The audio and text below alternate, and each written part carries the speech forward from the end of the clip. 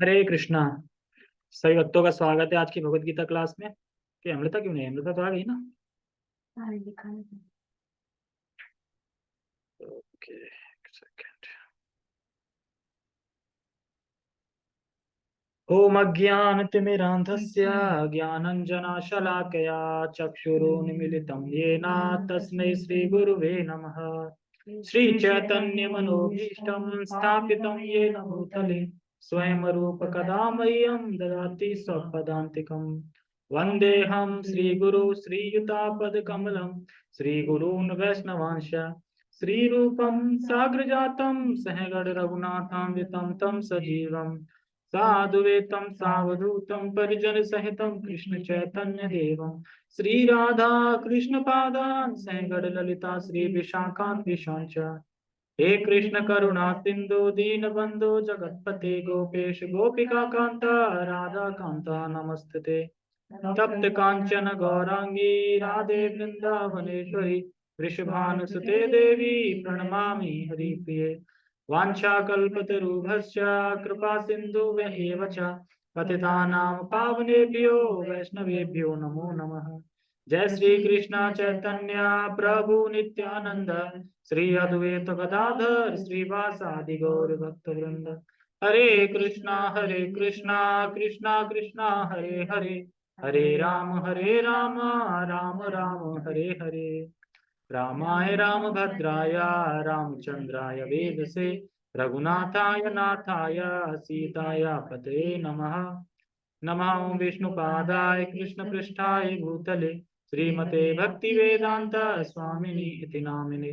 नमस्ते सारस्वते देवे गौरवाणी प्रचारिणे निर्विशेष शून्यवादी पाश्चात्य देशतारिणे। हरे कृष्णा। ओके। भगवत गीता यथारूप अध्याय 10 श्लोक क्रमांक 17। तो 16, 17, 18 ये 3 श्लोक हैं जिसमें अर्जुन क्वेश्चन पूछ रहे हैं। बोल रहे हैं कि अपनी विभूतियों का, अपने ऐश्वर्यों का विस्तार पूर्वक वर्णन करें। ठीक है। तो पहले श्लोक में क्या उन्होंने बोला? पहले श्लोक में बोला कि आपकी विभूतियां जो हैं, आपकी विभूतियों को कैसे मैं अनुभव कर सकता हूँ, कैसे द्वारा उनको समझ सकता हूँ जिससे मैं आपका चिंतन कर सकूं। और बताया था कि जिसके द्वारा आप इस जगत का नियमन कर रहे हैं, जिन शक्तियों के द्वारा आप इस जगत का नियमन कर रहे हैं, उन शक्तियों के बारे में मुझे बताओ। तो ये सब चीजें बोली थी, जिसमें एक दिव्य वर्ड आया था। दिव्य वर्ड आया था भौतिक शक्तियां हैं उनके लिए आया था। और आज के श्लोक का क्या लिंक है? तो आज के श्लोक का लिंक है कि विभूतियों के वर्णन से क्या प्रयोजन सिद्ध होगा।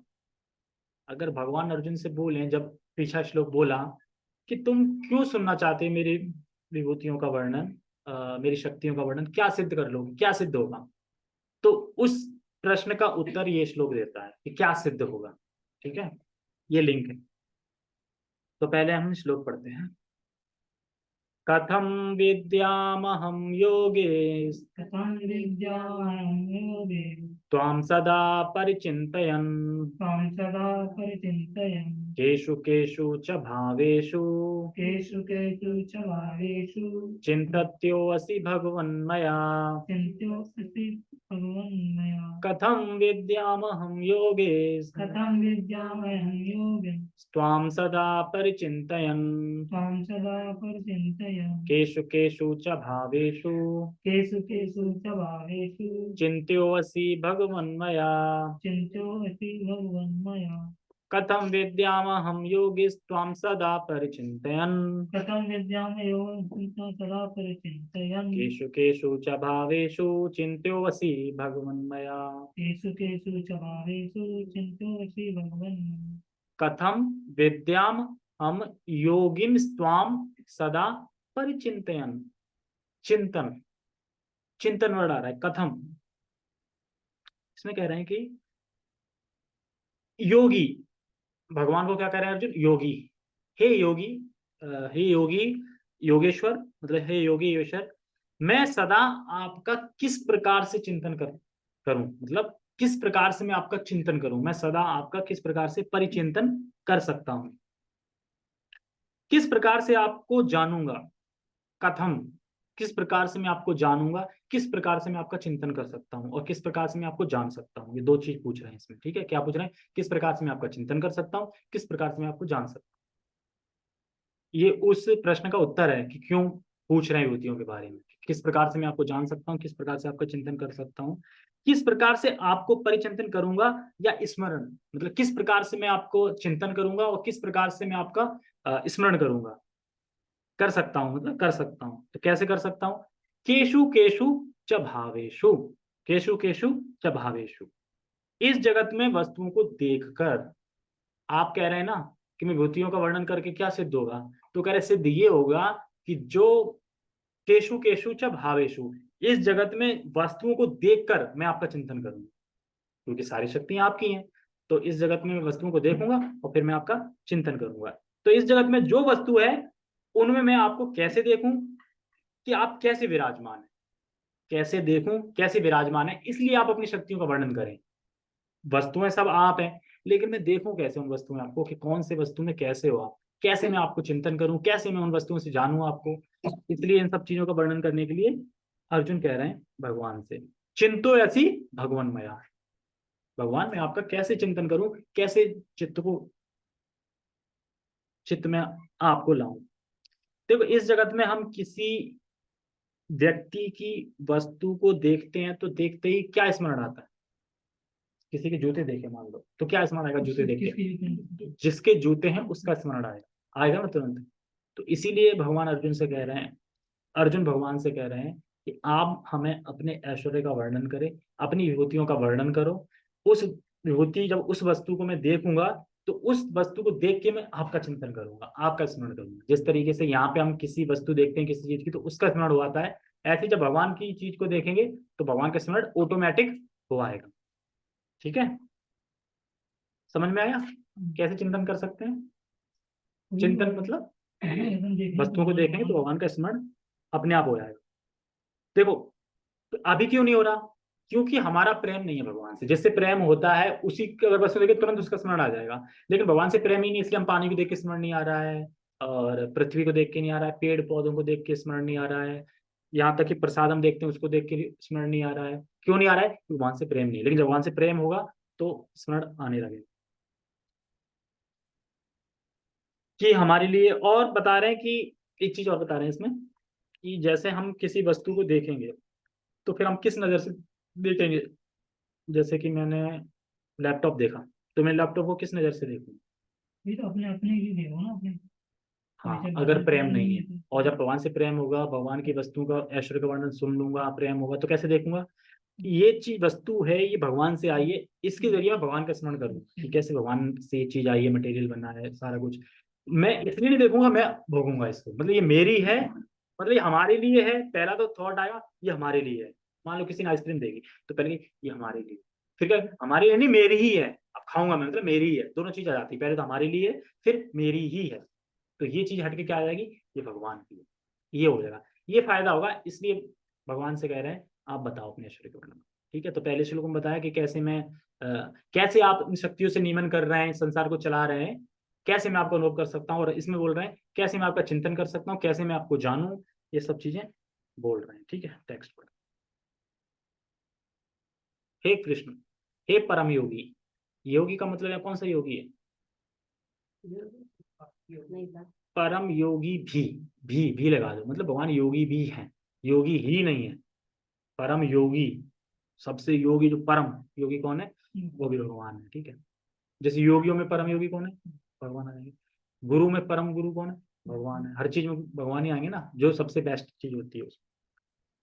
क्या करें? मैं किस तरह आपका निरंतर चिंतन करूं, निरंतर चिंतन करूं, निरंतर, कोई अंतर नहीं आना चाहिए, निरंतर चिंतन करना है। देखो अगर आप मुझे अपने ऐश्वर्य के बारे में बताएंगे, अर्जुन कह रहा है भगवान से, अगर आप मुझे अपने ऐश्वर्य के बारे में बताएंगे ना, तो पता है तो उन ऐश्वर्यों के माध्यम से मैं आपका स्मरण कर लूंगा। ये कहना चाह रहे हैं, आप अगर मुझे अपने ऐश्वर्य के बारे में बताएंगे तो उन ऐश्वर्यों को देखकर मैं उनके माध्यम से आपका स्मरण कर लूंगा। एक तो ये पॉइंट हो गया। ठीक है, स्मरण कर लूंगा, देखूंगा और आपका चिंतन करूंगा, मतलब इस वस्तु को देखूंगा आपका चिंतन करूंगा, उस वस्तु को देखूंगा आपका चिंतन करूंगा। Point one. पॉइंट टू बता रहे कैसे जानूं, आ रहा है इसमें, और आपको कैसे जानूं। अब भगवान को कैसे जान सकते हैं? सुन के उनके बारे में, सुन के तो जानेंगे। तो कह रहे हैं दूसरा पॉइंट है, जितना आपके बारे में सुनूंगा उतना आपके बारे में और जानूंगा। यानी जितना आपके बारे में सुनूंगा उतना आपके बारे में और जानूंगा। इसलिए कह रहे हैं कि मैं आपको कैसे जानूं। अच्छा तो कैसे सुनूंगा कैसे जानूंगा, इसमें तो ये कह रहे हैं कि कैसे मैं आपको जानूं। तो देखो जब हम भगवान के बारे में सुनेंगे सुनेंगे सुनेंगे सुनेंगे तो पता चल जाएगा कि सारा कुछ जगत भगवान से आया, सुन सुन के पता चल गया। फिर जब सुन सुन पता चलेगा तो हर चीज को देखेंगे तो भगवान का स्मरण होगा, स्मरण होगा तो भगवान के बारे में बोलेंगे, बोलेंगे तो इस तरीके से निरंतर भगवान के स्मरण में हम लगे रहेंगे। इसलिए कह रहे हैं किस प्रकार से जानूं। हे भगवान आपका स्मरण किन किन रूपों में किया जाए। और कहने का आपका स्मरण किन किन रूपों में, बहुत सारे रूप है भगवान के, ना राम नरसिंह ये वो, किन रूपों में आपका स्मरण किया जाए तो ये भी बताओ। तो ये सारा कुछ क्वेश्चन है, क्वेश्चन मार्क लगे। पहला क्वेश्चन क्या है, हे परम योगी किस प्रकार आपका चिंतन करूं और आपको कैसे जानूं। हे भगवान आपका स्मरण किन किन रूपों में किया जा सकता है, मतलब किया जाए, ये सब पूछ। तो पिछले श्लोकों में भगवान ने भी बोला सतत कीर्तन, बोला सतत युक्त कीर्तन, सदा मेरे कीर्तन में लगे रहो, सदा मेरे स्मरण में लगे रहो। तो कैसे, न्याय का क्वेश्चन कैसे लगे रहे। तो कह रहे हैं जब हम अपने ऐश्वर्य के बारे में बताएंगे तो हम लगे रहेंगे, जो भी चीज देखेंगे भगवान से आई है। चिंता करें हाँ तो भगवान बनाएंगे। तो आपको कैसे चिंतन करूं, 24 आवर्स, 24 घंटे भगवान का निरंतर, 24 घंटे भगवान का हम चिंतन कैसे कर सकते, कर ही नहीं सकते, अभी तो नहीं कर सकते। इसलिए बोल रहे हैं कि अपनी बुद्धि के बारे में बता दो, क्योंकि हम तो आप डायरेक्ट तो आपको 24 घंटे देख नहीं सकते, स्मरण कर नहीं सकते। चीजों को देखेंगे तो चीजों को देखने से हो जाएगा, देखें तो भगवान को करेंगे। सामान्य लोगों के लिए भी, अर्जुन को जरूरत तो है नहीं, तो सामान्य लोग ऐसे ही करेंगे। इसलिए और कैसे आपको जानती हमारे लिए है, अर्जुन तो सब कुछ पता है, अर्जुन सब कुछ जानते हैं, सब कुछ पता है, परम भक्त है वो तो। ये सब हमारे लिए पूछा जा रहा है कि हम कैसे भगवान को जाने, कैसे करें। ठीक है, लिंक मैंने बता ही दिया। भगवान कहें कि क्या प्रयोजन सिद्ध होगा मेरी बुद्धि के बारे जानकर, तो कहें ये होगा, आप समझ आएगा कि क्या क्या सिद्ध होगा, जान जाएंगे ना आपके बारे में। तात्पर्य जैसा कि पिछले अध्याय में कहा जा चुका है, भगवान अपनी योग माया से आच्छादित रहते हैं, केवल शरणागत भक्त जन ही उन्हें देख सकते हैं। अब अर्जुन को विश्वास हो चुका है कि उसके मित्र कृष्ण भगवान हैं, किंतु वह उस सामान्य विधि को जानना चाहता है जिसके द्वारा सर्वसाधारण लोग भी उन्हें सर्वव्यापी रूप में समझ सके। देखो पॉइंट 1, जब तक व्यक्ति शरणागत नहीं होगा भगवान पे, जब तक व्यक्ति को शरणागत नहीं भगवान पे होता, तो वो भगवान की योग माया शक्ति में रहती, जो भगवान की योग माया जो शक्ति है वो ढके रहती है। भगवान कहते हैं ना कि मैं अपने आप को योग माया से ढक लेता हूँ। तो जब तक भगवान पे शरणागत नहीं है तब तक वो योग माया से ढके रहते हैं। हम भगवान को देख नहीं सकते, भगवान को समझ नहीं सकते, कुछ नहीं समझ सकते, क्योंकि योग माया से ढक रखा है अपने आप। पहला ये, ठीक है। और भगवान बाध्य नहीं है, मतलब ऐसा नहीं कि भगवान बाध्य हो कि उन्हें अब तुम्हारे सामने प्रकट ही होना पड़ेगा, अपने आप को प्रकट करना पड़ेगा। इस चीज में कोई बाध्य नहीं है, उनका मन होगा तो प्रकट करेंगे, नहीं मन होगा तो नहीं प्रकट करेंगे, बाध्य नहीं है। तो भगवान बाध्य नहीं है अपने आप को किसी को प्रकट करने के लिए। तो ये भगवान और नाम दोनों पे लागू होता है, मतलब होता है ना जब हम शरणागत होंगे तो भगवान के नाम और भगवान में कोई अंतर नहीं, हम ये समझ पाएंगे। लेकिन शरणागत नहीं तो भगवान के नाम और भगवान में अंतर देखेंगे, तो नाम है भगवान है, भगवान दिख रहे हैं तो हाथ जोड़ लेंगे, और कहीं नाम लिखा है तो कोई मतलब नहीं है ना, लिख के मिटा देंगे। अब बुक्स वगैरह में कोई कोई मतलब ज्यादा भाव नहीं देंगे इस तरीके से। तो ये दोनों चीज पे लागू होता है कि अगर शरणागत नहीं है तो योग माया से भगवान ढके रहते हैं, नाम पे भी और भगवान पे भी, तो दोनों पे। और जब हम निरपराधिक मतलब 10 नाम अपराध से बच के निरपराधक भगवान की सेवा करते हैं, दो चीजों से, जप से और नाम से, नहीं जप से और भगवान के नाम का प्रचार करना, मतलब दूसरों को देके, खुद तो जप कर ही रहे हैं प्लस प्रचार कर रहे हैं, मतलब भगवान का नाम बांट रहे हैं दूसरों को, ये दोनों सेवा करते हैं।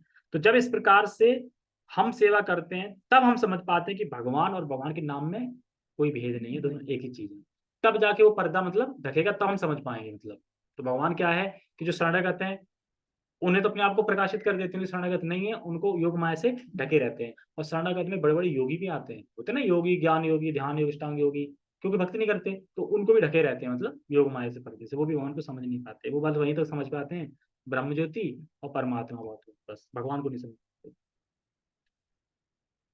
ठीक है, तो तो हम केवल, अब कोई बोले कि हम भगवान को तर्क से समझ लेंगे, लॉजिक से समझ लेंगे, कुछ जादू समझ लेंगे, सुन समझ उससे भक्ति करनी पड़ेगी, शरणागत होना ही पड़ेगा। नंबर पॉइंट 2 बता रहे हैं सामान्य लोग। अब देखो ये तो हो गया भक्त के लिए। जो सामान्य लोग होते हैं वो भगवान के शरणागत नहीं होते। जो सामान्य लोग हैं वो तो भगवान के शरणागत है नहीं, पता है। अब भगवान को कैसे समझे, भगवान तो योग माया से ढके हुए हैं उनके लिए, तो कैसे समझेंगे। उनके लिए अर्जुन बोल रहा है कि भाई अपनी युतियों का वर्णन करो, ताकि वो ये सुन के और फिर आपका स्मरण कर लें, पानी में आप हैं, ये सब चीजें ना बताई जाएंगी। तो सामान्य लोग इस प्रकार से भगवान की शरणागत नहीं है, तो कम से कम भगवान को इस जगत में वस्तुओं के रूप में देख लें, मतलब इस जगत में भगवान को देखने की क्षमता को या जागृत कर लें, मतलब धीरे धीरे क्या उनकी क्षमता हो जाएगी। तो इसलिए कह रहे हैं कि वर्णन करो, क्योंकि अर्जुन तो सब कुछ, ठीक है आगे बढ़। असुरों तथा नास्तिकों सहित सामान्य जन कृष्ण को नहीं जान पाते। असुरों भी और नास्तिक भी और सामान्य जन लोग ये कृष्ण को नहीं जान पाते, क्योंकि योग माया से ढके रहते, क्योंकि भगवान अपनी योग माया शक्ति से आच्छादित रहते हैं। दूसरी बात यह है कि ये प्रश्न जन सामान्य के लाभ हेतु पूछे जा रहे हैं। देखो, जो भी कथा में हम भागवतम में सुनते हैं, तो जो भी प्रश्न पूछे जाते हैं वो जन सामान्य के लाभ के लिए पूछे जाते हैं। वरना क्या पड़ा था उन्हें पूछने के लिए, वो तो विरक्त थे ही। अर्जुन अर्जुन को क्या पड़ा था ये पूछने के सब। और एक चीज आगे श्लोक में आएगी कि भगवान से वो आगे बोलेगा विस्तार पूर्वक बता, अपने ऐश्वर्य का वर्णन जो है ना विस्तार पूर्वक बता। भगवान जो कहेंगे अरे बता तो दिया मैंने, अब इस श्लोक के बाद यही बोलेंगे ना, बता तो दिया ऐश्वर्य के बारे में, अब दोबारा क्यों पूछ रहे हैं। तो कहेंगे विस्तार पूर्वक बता। रेस्टोरेंट में बैठे हैं ना कृष्ण और अर्जुन, तो कह रहे हैं विस्तार से बताओ, टाइम में टाइम है, कोई दिक्कत नहीं है ना। रेस्टोरेंट में तो बैठे हैं, कहाँ बैठे हैं, युद्ध भूमि में, युद्ध भूमि में कोई टाइम है, मतलब विस्तार पूर्वक बताओ। कोई ना, अब ये मान लो बिगुल बज गया है, शंख बज गए हैं, युद्ध होने वाला है, फिर कहना आप विस्तार पूर्वक बताओ, मतलब युद्ध छोड़ो, अरे भाड़ में जाए, ये इसमें बड़ा आनंद आ रहा है, ये बताओ। तो आगे श्लोक में आएगा कि मतलब मैं सुन रहा हूँ आपकी कथा को, फिर भी तृप्त नहीं हो रहा हूँ, मतलब सुन रहा हूँ और तृप्त नहीं हो रहा हूँ। तो इस तरीके से बहुत अच्छा श्लोक कल कोट किया जाएगा श्रीमद् भागवतम से, वयम तु न तृप्त्यामा स्वाद स्वाद पदे पदे ना, जो वो आएगा कल श्लोक, ठीक है। ओके, तो ये हमें ध्यान देना चाहिए कि जो भी प्रश्न पूछे जाते हैं वो सामान्य जन के लाभ के लिए पूछे जाते हैं। जैसे कि महाराज परीक्षित ने नरकों का वर्णन पूछा, ठीक है, कैसे किया परीक्षित महाराज की जो कथा थी सुखदेव से, वो पूछते हैं ना, जो सौनक आदि ऋषि पूछते हैं कि परीक्षित महाराज कैसे 7 दिन में विरक्त होके कैसे भगवान धाम चले गए। तो ये सब चीजें किस लिए पूछ रहे हैं, हम प्यूरिफाई होंगे, मतलब हम साफ होंगे, हम स्वच्छ होंगे। उच्च कोटि का भक्त केवल अपने ही ज्ञान के प्रति चिंतित नहीं रहता, अपितु सारी मानव जाति के लिए भी रहता है। उच्च कोटि का भक्त, क्या अब दुनिया वालों को देख के ये नहीं लगता है काश ये भी हरे कृष्णा करते हैं, ये किसको लगता है, किसको नहीं लगता है? कितने लोगों को गीता बांटी क्या नहीं, वैसे तो लगता है, हाँ खा रहे पी रहे, तो वो फिर कैसे बदल सकते। तो बिल्कुल आज नहीं पढ़ेंगे कल पढ़ेंगे, सोचो अपने पे लागू करो।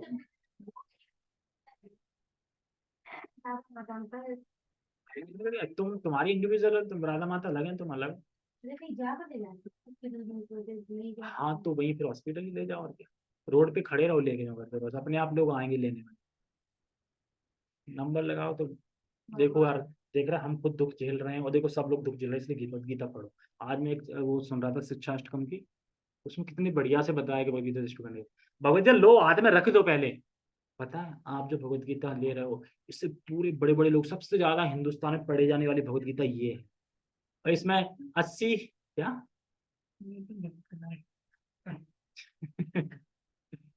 हम परेशान नहीं है बिल्कुल, लग रहा है, पर हम अंदर से बिल्कुल परेशान नहीं। चलो ठीक है, कोई बात नहीं। तो मैं क्या कह रहा था, हाँ, तो कह रहा था ये 80 लैंग्वेजों में उपलब्ध है भगवत गीता, क्यों, क्योंकि डिमांड है इसकी, इसलिए। और प्रभुपाद जी छिपीवाड़ा में रात रात को इसके ट्रांजेक्शन लिखते थे, खाना भी नहीं मिलता था, ये भगवत गीता है। और शंकराचार्य क्या कहते हैं हृदय में, क्या कहते हैं कि सारे शास्त्रों का अगर सार है तो ये भगवत गीता है। क्या क्या बोलते हैं, एको गीता उपनिषद, गीतो गावे कृष्ण, और जो दोने वाले हैं वो अर्जुन है, और जो भगवत गीता और किसमें कहते हैं, शंकराचार्य तो कहते हैं स्टार्टिंग में आमुख में है ना, श्लोक भी है, श्लोक भी शंकराचार्य ने तो बोला है कि सारे गीताओं का मतलब सारे शास्त्रों का सारी भगवत गीता है। कौन सा? देवी की पुत्र गीतम, देवी की पुत्र गीतम है। और उसमें जो दूध पी रहे हैं वो अर्जुन है, और जो है बछड़ा बछड़े वो हैं, और भगवान क्या माने उसकी, कृष्ण धो रहे हैं, कृष्ण धो रहे हैं और वो पी रहे हैं, कृष्ण धो रहे हैं पी रहे हैं, और भगवत गीता ऐसे करके शंकराचार्य बताते हैं। ठीक है, आगे पढ़ते हैं, इस लोग देखना। तो मैं क्या कह रहा था, सारा मानव मानव जाति के लिए भी रहता है, यहीं पे थे। हाँ, तो मैं क्या कह रहा हूँ, क्योंकि देखो क्यों, क्यों, ताकि उनका कल्याण हो। तो भक्त क्यों रहता है कि ये भी हरे कृष्णा करने लगे, मतलब भक्त की जो ज्ञान, जो उच्च कोटि का भक्त होता है वो चाहता है कि दूसरों को ज्ञान मिले, मतलब दूसरे लोग भी भक्ति में बढ़े। क्यों? क्योंकि सबका कल्याण हो। भक्त चाहता है कि ये लाभ सबको मिले, और जो अभक्त होगा वो नहीं चाहेगा सबको लाभ मिले, भक्त होगा वो जरूर चाहेगा कि सबको लाभ मिले, प्रसादम में छोड़ के। प्रसादम में नहीं कह सकते, प्रसादम में तो उच्च कोटि का तो खैर कोई दिक्कत नहीं, लेकिन प्रसाद में पहले अपनी थाली पे आ जाए तब तो दूसरा, अपने में आने के बाद फिर दूसरे सर्व कर देंगे, फिर कोई दिक्कत नहीं। लेकिन जब लाइन में लगे तब तो कोई प्रभु जी हम, आप हट जाओ, आप पीछे चले जाओ, हम लग जाते ना, नहीं, क्योंकि क्योंकि ब्राह्मणों का खाना सबसे मेन है ना। भूखा साधु बाघ बराबर बाघ बराबर होता है उसमें पे। 9 बजे तो चिल किल हो जाती है, तब भूल जाते हैं सब क्या मारते हैं, सब भूल जाते हैं। ठीक है, तो जो भगवान के भक्त नहीं है वह धन, बताते हैं कि जो भगवान के भक्त नहीं है उनके पास अगर धन होगा तो धन होने के बाद ही वो जल रहे होंगे अंदर से, वो अंदर से जलते रहते हैं, सुखी नहीं रहते इतने धन। क्यों?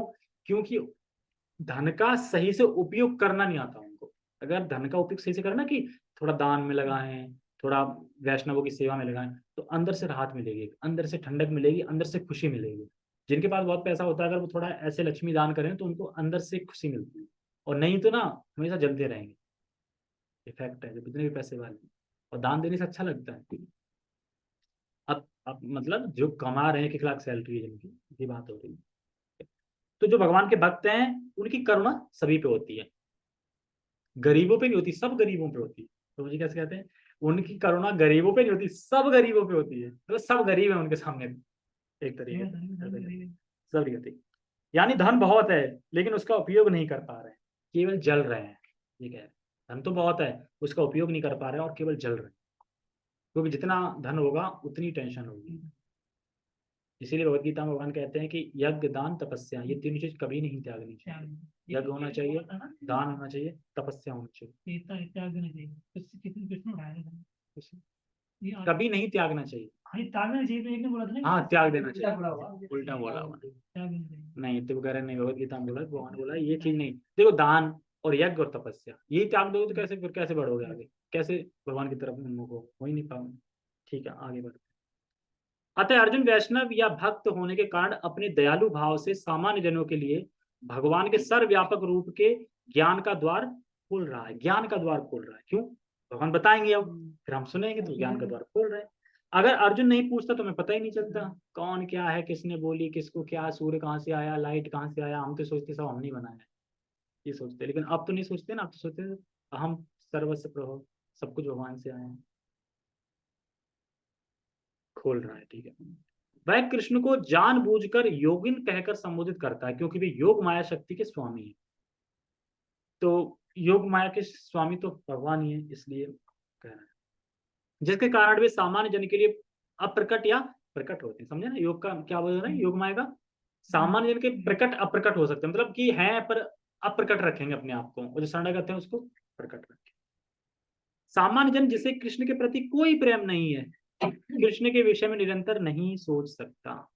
कोई प्रेम नहीं है तो निरंतर कृष्ण में सोच पाएगा, नहीं सोच पाएगा। तो देखो एक चीज बता रहे इसमें, हमारा मन हर क्षण कुछ ना कुछ रस आस्वादन कर रहा है। याद करो, अगर मन में सोचो, कुछ ना कुछ हम सोच रहे हैं, मतलब तभी सोच पा रहा हूँ क्योंकि रसवादन मिल रहा है। यहाँ से नहीं मिला, हटके कहीं और लग गया, वहां से रसवादन मिल रहा है, मतलब रस मिल रहा है। यहाँ से मतलब हर जगह हर क्षण कहीं ना कहीं रस मिल रहा है मन को, ठीक है, आस्वादन कर रहा है। अब जो शुद्ध भक्त नहीं है वह हमेशा कृष्ण विषय सुनकर सुखी नहीं रह सकता, क्योंकि शुद्ध भक्त नहीं है। लेकिन मन क्या है, मन हर क्षण रस अनुभव, मतलब रस का स्वादन कर रहा है। जो शुद्ध भक्त नहीं है, शुद्ध भक्ति की बात नहीं हो रही, मतलब जो शुद्ध भक्त नहीं है, भक्त है खाली, शुद्ध भक्त नहीं है, वो हर समय मतलब भगवान का चिंतन नहीं कर सकता, नहीं कर सकता। इसका मतलब सुनेगा भगवान के बारे में, पर फिर नेक्स्ट कुछ और सुन लेगा, फिर नेक्स्ट कुछ और, मतलब क्योंकि रस है ना, तो अब यहाँ रस मिल गया इतना, अब नहीं मिल रहा, अब क्षण भर में यहाँ रस मिल रहा है, तो ऐसे करके, तो इसलिए कह रहे हैं जो शुद्ध भक्त नहीं है वो हर टाइम निरंतर चिंतन नहीं कर सकता। इसलिए कह रहे हैं कि वो डायरेक्ट भगवान की सेवा तो चिंतन नहीं कर सकता है, इसलिए इनडायरेक्ट करे, कैसे, भगवान की विभूतियों के करके। इसलिए अर्जुन कह रहे हैं कि बताओ, ठीक है, कहाँ पे थे? हाँ, वह तो भौतिक चिंतन करता है, बता ना, भौतिक चिंतन मतलब कुछ कर लिया फिर भौतिक चिंतन थोड़ा, वह तो भौतिक चिंतन करता है। अर्जुन इस संसार के भौतिकतावादी लोगों की चिंतन प्रवृत्ति के विषय में विचार कर रहा है कि ये कैसे मुड़ सकते, विचार कर, तो कैसे, कह रहे हैं केशु केशु च भावेशु, शब्द भौतिक प्रकृति के लिए उपयुक्त है, यानी केशु केशु जो शब्द आया वो भौतिक प्रकृति के लिए आया, मतलब जो भी भौतिक वस्तुएं हैं उनके जरिए मैं कैसे आपका ध्यान कर सकूं, मतलब कैसे आपका स्मरण कर सकूं, तो ये कौन करेगा, जो शुद्ध भक्त है, जिनके बारे में बताया जा रहा है कि सामान्य जन क्या है, वो तो करेंगे नहीं, तो फिर कैसे करेंगे, तो सोच रहा अच्छा अगर मैं विभूति के बारे में सुन लूंगा, पूछ लूंगा, भगवान बताएंगे, तो इसके जरिए वो कर लेगा, इसलिए पूछ रहे हैं, ठीक है। तो क्यों करता है, क्योंकि मन का कुछ स्वाद चाहिए, चिंतन, इसका चिंतन कौन करते हैं? सामान्य लोग। सामान्य जन लोगों के लिए तो हो रही है ना बात, शुद्ध भक्त तो करता ही है, शुद्ध भक्त नहीं है, सामान्य लोग हैं, उनके लिए ना केशु केशु भवेशु, भौतिक शब्द प्रयोग पे केशु केशु जब भवेशु को मैंने क्या बताया था, इस जगत में वस्तुओं को देखकर, तो इस जगत में जो वस्तु है उनमें आपको मैं कैसे देखूं, इसका वर्णन करवा रहा है भगवान से, भगवान कराएंगे, करेंगे वर्णन, तो फिर ये लोग है ना सामान्य जन लोग, आगे निकलेंगे, ये तब का प्रयुक्त है, भाव का अर्थ है भौतिक वस्तु, ठीक है। चूंकि भौतिकतावादी लोग कृष्ण के आध्यात्मिक स्वरूप को नहीं समझ सकते, अतः उन्हें भौतिक वस्तुओं पर चित्त एकाग्र करने की तथा यह देखने का प्रयास करने की सलाह दी जाती है कि कृष्ण भौतिक रूप में किस प्रकार प्रकट होते हैं, समझ आया, भौतिक मतलब वस्तु में किस तरह प्रकट है भगवान, जैसे कि पानी में कैसे प्रकट है, हवा में कैसे हैं, जो भी मटेरियल चीज देख रहा है कैसे है उसमें प्रकट होते हैं। जैसे एक भक्त जब भक्ति करता है और भगवान से प्रेम हो जाता है, तो वह भौतिक वस्तुओं को देख कर क्या सोचता है, ये भौतिक वस्तु मेरे भोग के लिए नहीं है, ये भौतिक वस्तु है इनके इनके जरिए मैं भगवान की सेवा करने के लिए, जब वो तो धीरे धीरे चित्त डेवलप हो जाता है, चित्त बढ़ जाता है उससे, इस तरीके से। तो वही है, हम उपभोक्ता नहीं है, हम सेवक हैं, और जो भी चीज है वो हमें भगवान की सेवा में लगानी है, धीरे धीरे भक्ति करने से समझ में आ जाता है, ठीक है। हरे कृष्णा, हरे कृष्णा। ओके, आज किसको पकड़ा जाए, आज कुछ है ही नहीं है। हाँ कौशल प्रभु,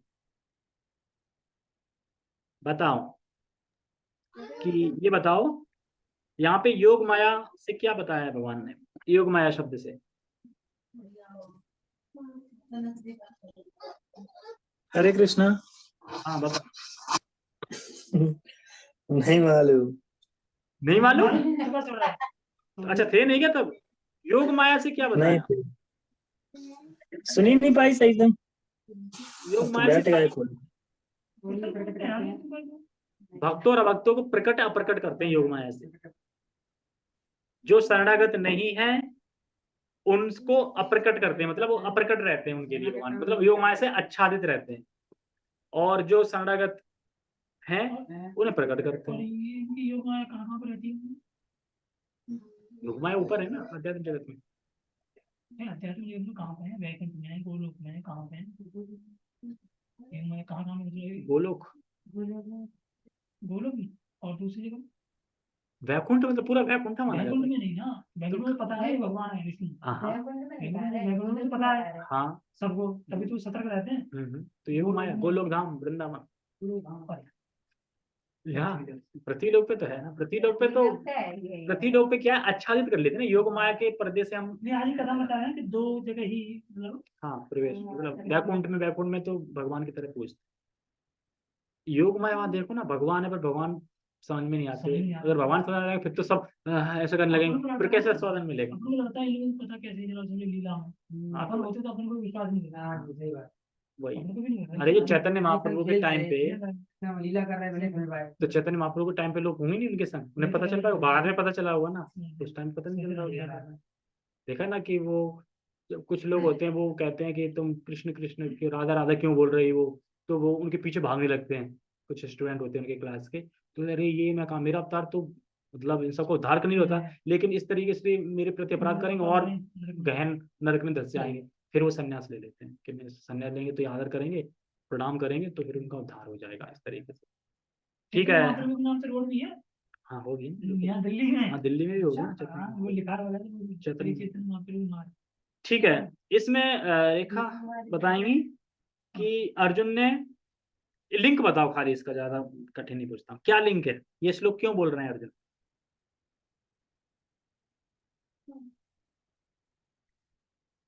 सुन रहे हैं? हरे कृष्णा, अनम्यूट करके बताओ। मन करे माया का। ऐसा तो नहीं कि चालू रख के सो जाते हैं लोग, या बंद है। और लगता है सो ही गए हैं, नहीं तो unmute कर लेते। ठीक है, हरे कृष्णा। कौन? ओके ठीक है, जगत गुरु श्रील प्रभुपाद की जय, श्रीमद् भगवद गीता की जय, नित्यानंद गौर प्रेमानंदे। ओके, कह रहे हैं कि हम आ रहे हैं। कल